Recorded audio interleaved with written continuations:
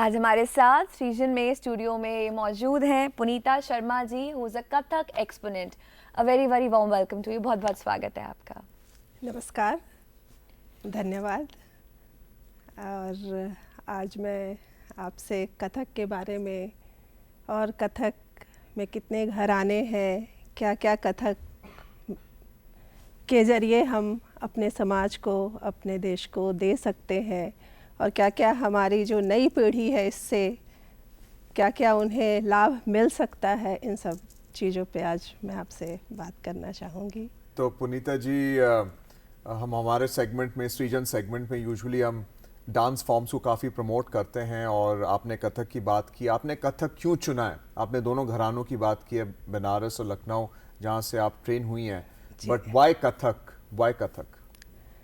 Kathak classical dance form जितने भी हैं वो सभी बहुत अच्छे हैं, सुंदर हैं, और सब में एकाग्रता है। लेकिन मुझे कथक इसलिए अट्रैक्ट किया क्योंकि इसमें फ्रीडम बहुत है। जो भी एक हमारे नृत्य में, कथक में और पूरे क्लासिकल नाट्य धर्मी और लोक धर्मी होता है, तो कथक के जो पोस्चर्स हैं जो वो बहुत लोक धर्मी है, तो एक आम आदमी भी इसे आराम से समझ सकता है, क्योंकि सभी तो डांस करते नहीं हैं। क्लासिकल फॉर्म को समझ पाना और उसको उससे इंटरटेन कर पाना खुद को, वो कथक में सबसे ज़्यादा संभव है।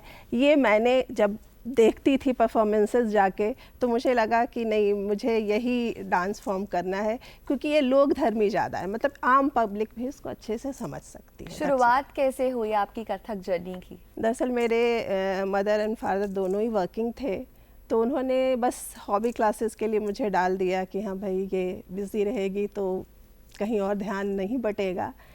लेकिन पता ही नहीं उनको लगा कि कब मेरा ये हॉबी क्लासेस प्रोफेशन में बदल गया, और मुझे था कि नहीं, मुझे इसी क्षेत्र में जाना है, जबकि मेरे घर में दूर दूर तक कोई आर्टिस्ट नहीं है। सब लोग कोई इंजीनियर हैं, डॉक्टर हैं और गवर्नमेंट जॉब में हैं। तो मदर ने बहुत सपोर्ट किया, और मैं बेसिकली पटना, बिहार से हूँ। वहाँ पे था भी कि नहीं, दिल्ली लोग जाते हैं जी पढ़ाई करने को, और डांस के लिए तुम भेज रही हो, बट मम्मा ने और मेरे पेरेंट्स सभी ने सपोर्ट किया कि नहीं, जाना है। और फिर मैं कथक केंद्र आ गई, और मैं 12th करके वहाँ से आई और अपनी यात्रा शुरू किया कथक की। तो आप कहती हैं कि कथक जो है लोक धर्मी है, तो ऐसा ये जो कौन से स्टोरी टेलिंग जेस्चर्स और मीम्स आप करती हैं, कौन सी मिथोलॉजीज को आप टच करती हैं अपने परफॉर्मेंस में? देखिए, मैं मैथोलॉजिकल पे भी किया है और सोशल इशूज़ पे भी किया है, कि जो आज हमारे समाज में जो औरतों को लेके एक धारणा है कि नहीं, उसे घर में ही रहना चाहिए, या जो भ्रूण हत्या, कई ऐसे इशूज़ हैं जिस पे लेके मैंने काम किया। सबसे पहली मेरी जो परफॉर्मेंस थी इंडिया हैबिटेट सेंटर में, वो इसी मुद्दे पे थी। मैंने सोशल इशूज़ पे ही ज़्यादा शुरुआत में काम किया। मैथोलॉजिकल डांस परफॉर्मेंस जैसे रामायण हुआ या फिर द्रौपदी, महाभारत, इन चीज़ों को लेके मैंने बाद में काम करना शुरू किया। तो काफ़ी क्रिटिक लोगों ने उस पर बहुत मुझे अप्रिसिएशन भी मिला कि भाई, बहुत इतनी छोटी सी लड़की, जबकि मैं 2016 में स्टूडेंट थी, तभी से मैंने अपनी कोरियोग्राफिक वर्क शुरू कर दिया था। आपने दो घरानों की बात करी, जैसे बनारस और लखनऊ। अगर मोटे मोटे रूप पे देखा जाए तो इन दोनों में क्या डिफरेंसेस हैं, लखनऊ और बनारस घरानों में? लखनऊ घराने में सारे हस्तक जो है, जो भी पोस्चर्स है, उसमें हम बॉडी के साथ जाते हैं, कि अगर हमारा तत् भी गया तो हमारे बॉडी भी जाना है। हमें बनारस में था कि तत् ऐसा करना है। यहाँ जब मैं आई, मैं सीख के पटना से, मैं 5 साल की उम्र से ही कथक सीखना शुरू किया था, तो वहाँ मैं बनारस घराना सीख रही थी। जब मैं यहाँ आई और मैं पंडित जयकिशन महाराज जी मेरे गुरु हैं, उनके सानिध्य में जब सीखी, तो मैंने देखा कि अरे, मेरे तो अंग और हस्तक दोनों अलग हैं। हमने तो हस्तकों का इस्तेमाल किया, अंग नहीं था। तो फिर यहाँ पर लखनऊ घराने में ज़्यादा है कि फेस का एक्सप्रेशन चाहिए, नज़ाकत भी होनी चाहिए, बॉडी के साथ हस्तक का भी इस्तेमाल होना चाहिए। और बनारस घराना में तेजी था कि चक्कर बहुत ज़्यादा हो, फुटवर्क हो, जंपिंग भी है उसमें। तो फिर यहाँ हमने दोनों को कॉम्बाइन करके कि नहीं, दोनों ही डांस में होना चाहिए। और मेरे गुरुजी भी कहते हैं कि जहाँ तेजी की बात है वहाँ तेजी हो, लेकिन जो भी हस्तक करो वो बॉडी के साथ, ताकि आपकी आत्मा भी उसमें इन्वॉल्व हो। बिल्कुल। तो ये हमें डिफरेंस दिखा दोनों चीज़ों में। अपने एकेडमी के बारे में कुछ बताइए। आप यंगस्टर्स को भी सिखाती हैं कथक? जी, मेरी जो एकेडमी का नाम है वो राग विराग एजुकेशनल एंड कल्चरल सोसाइटी है उसका नाम, जिसके अंतर्गत जो मेरी इंस्टीट्यूट राग विराग कला केंद्र के नाम से चलती है, और ये एफिलिएटेड है प्रयाग संगीत समिति इलाहाबाद से। और लगभग 100 बच्चे यहाँ सीख रहे हैं, हर साल पास आउट होते हैं। वो भी बहुत अच्छा फील्ड में काम कर रहे हैं और देश विदेश में भी परफॉर्म कर रहे हैं। और मतलब हमें यही लगता है कि जो नौजवान आते हैं उनको एक अच्छे गुरु का भी सानिध्य मिलता है, तो उनको भी लगता है कि नहीं, कथक में या क्लासिकल डांस में स्कोप है। बहुत ऐसे एकेडमी है जिनको पता ही नहीं है कि क्लासिकल डांस में भी क्या क्या फ्यूचर है। तो ये होता है कि हम लोग भी उन्हें बताते हैं कि नहीं भैया, वो पहले आते हैं तो यही लगता है कि नहीं, ये तो बस बच्चों को 1-2 साल सिखाना है या ये तो हॉबी क्लासेस है। लेकिन मैं फिर उन्हें बताती हूँ कि नहीं, इसमें भी फ्यूचर है और ये हमारी देश की धरोहर है और आप इसे कराइए और इसमें बहुत फ्यूचर है। आप देश विदेश में भी सिखा दें जा सकते हैं, जॉब भी कर सकते हैं, टीचिंग में जा सकते हैं, लेक्चरर बन सकते हैं। तो बस ये चीज़ें हम लोग उनको अवेयर करते हैं। जी जी, तो करियर स्कोप्स बहुत ज़्यादा हैं अगर आप डट के मेहनत करें। So there are so many scopes for the career. हाँ, स्कोप है इसमें, नो डाउट। लेकिन हाँ, बहुत लोगों को आजकल जो है लगता है कि नहीं, काफ़ी हमें अर्निंग होना चाहिए, कि नहीं भाई मंथली हम तो दूसरे जॉब से 2 लाख 3 लाख वो कर सकते। तो इसमें एक सर्टेन ये नहीं है कि इसके लिए आपके पीछे आपको बहुत मेहनत करनी पड़ेगी।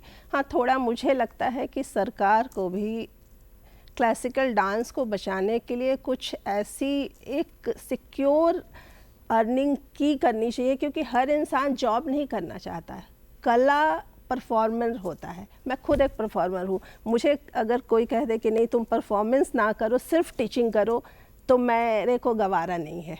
जी जी, मैं पहले परफॉर्मर हूँ। कलाकार तो अपने कला को दिखाना चाहता है ना। तो आप एक परफॉर्मेंस करते हो और जितनी उसकी आप पेमेंट देते हो वो बहुत कम है, क्योंकि लोगों को लगता है कि अरे देखन में छोटन लगे, लेकिन पता नहीं है कि देखन में छोटन लगे और वो घाव बहुत गंभीर करता है। हम 8-8 घंटे 10-10 घंटे हम रियाज करते हैं, तब जाके एक परफॉर्मेंस आप देखते हो तो कहते हो वाओ, क्या परफॉर्म किया, क्या चक्कर लगाया, क्या फुटवर्क किया, क्या भाव। लेकिन उसके पीछे की मेहनत तो लोगों को लगता है कि अरे, लेकिन हम तो डेली हम अपनी ड्यूटी दे रहे हैं ना, अपनी प्रैक्टिस तो हम डेली कर रहे हैं। बिल्कुल बिल्कुल। तो एक सर्टेन, जैसे कोई IAS बनता है, कोई जॉब का, तो उसकी जो एक हमें भी एक लेबल करनी चाहिए कि हाँ भाई उसने ये ग्रेड पास कर लिया है, तो उसकी एक सर्टेन इनकम हमें मंथली गवर्नमेंट को इस धरोहर को बचाने के लिए एक फिक्स करनी चाहिए। जी जी, क्योंकि हर जो भी अगर अपनी जगह को छोड़ के आता है, मैं भी पटना छोड़ के आई तो मुझे था कि नहीं, मुझे परफॉर्मर ही बनना है।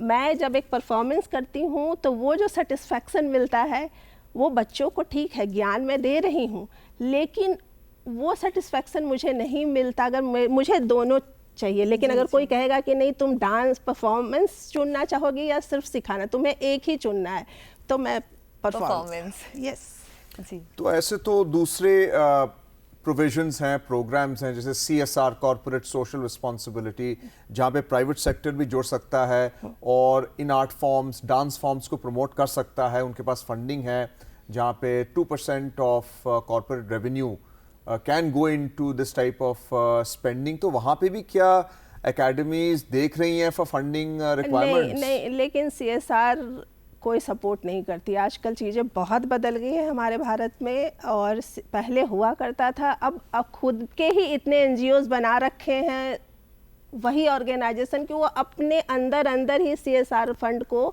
डाइवर्ट करके प्रोग्राम करा लेती है। तो आप देखिए कि कितने आर्टिस्ट जो हैं उनको कुछ भी नहीं मिल रहा है प्रोग्राम से। आपने अंदर अंदर ही चीज़ों को मैनेज कर दिया, तो आपने तो बाहर विस्तार ही नहीं किया ना। जी जी। पहले coming back to your performing life, जैसा आपने कहा कि परफॉर्मेंस इज़ योर हार्ट, तो बहुत सारी बेहतरीन परफॉर्मेंसेस भी आपने करी हैं देशों विदेशों में, तो कहीं की कोई अच्छी मेमोरी जो हमारे साथ आप शेयर करना चाहें, या कोई ऐसी लर्निंग हो जो हमारे साथ साझा करना चाहें? मैंने चाइना में मैंने परफॉर्म किया था, मैं हार्बिन में गई हुई थी। तो वहाँ पे जब मैंने परफॉर्म किया तो एक वहाँ पे आइस फेस्टिवल था, और मतलब उस टाइम पे वो वहाँ टेम्परेचर इतनी -34 था, पूरी आइस जम गई थी, और सब ने बोला कि नहीं आप परफॉर्मेंस तो कर नहीं पाओगे, आप स्वेटर पहन के करो और ये। तो मैंने बोला कि जब हम परफॉर्म करते हैं तो हमें पता ही नहीं लगता कि आप ठंड है या गर्म है या कुछ भी है, लेकिन जब मैं गई तो मुझे लगा कि नहीं ये तो मुझे बहुत सर्दी लग रही है, मैंने तो स्वेटर कैरी नहीं किया। लेकिन जब मैं डांस किया और डांस करते करते जो एक सिचुएशन मुझे पता ही नहीं लगा, और वो मेमोरी मुझे आज भी याद है कि लोगों ने बोला कि ये परफॉर्मेंस तुम्हारा अब तक का, जो मेरे फ्रेंड्स मेरे साथ गए हुए थे उन्होंने बोला अब तक का बहुत ही सुंदर, और मैं खुद हैरान हो गई कि मुझे पता ही नहीं लगा कि क्या है सर्दी और क्या है गर्मी। और मेंटली भी स्ट्रॉन्ग करता है डांस आपको ना? मेंटली बहुत स्ट्रॉन्ग करता है, क्योंकि आप जो कंसंट्रेशन पॉइंट है वो आपका इतना डेवलप हो जाता है कि अगर आप थॉट करो कि मुझे सर्दी नहीं लगनी है तो वो नहीं लगेगी, गर्मी नहीं लगनी है तो नहीं लगेगी। वह उस लेवल तक आपको कोई भी क्लासिकल डांस फॉर्म ले जाता है, वो बात वेस्टर्न में नहीं है। मैं क्लासिकल डांसर हूँ इसलिए ऐसा बोल रही हूँ, ऐसा नहीं है। पुनीता जी, आपने एमए भी कर रखा है डांस फॉर्म में, कथक, तो उसका इम्पोर्टेंस क्या है, सिग्निफिकेंस क्या है करियर प्रोस्पेक्ट्स और अपने नृत्य में? क्योंकि थ्योरी भी आपको, मुझे लगता है कि सिर्फ परफॉर्मर को एक परफॉर्मेंस करते रहना ही नहीं है, उसकी डेप्थ में भी जाना ज़रूरी है। क्योंकि एक टाइम तो आपको आता ही है कि आप आपने जो सीखा आप दूसरों तक पहुंचाएं, ये भी हमारी जिम्मेदारी है। तो अगर आप इसकी एजुकेशन भी ज़रूरी है कि जैसे मैंने एमए किया तो मैंने इसकी थ्योरी भी जानी, पढ़ी, तो मैं बच्चों को भी बता पाती हूँ, और उसके डेप्थ तक आप जाते हो। नेचुरली है कि प्रैक्टिकल से ही थ्योरी बनती है, बट जब आप उस पे को पढ़ोगे ही नहीं, चीज़ें जानोगे नहीं, सिर्फ परफॉर्म किए जा रहे हो तो आप थ्योरी कैसे जानोगे? तो वो एजुकेशन से तो उसका फ़र्क पड़ता है। राइट, दोनों चीज़ों को साथ में लेके बैलेंस करना बहुत ज़रूरी है। जी। पुनीता जी, बहुत बहुत धन्यवाद आज हमारे साथ जुड़ने के लिए और हमारे दर्शकों को कथक के बारे में बताने के लिए। Thank you so much. धन्यवाद।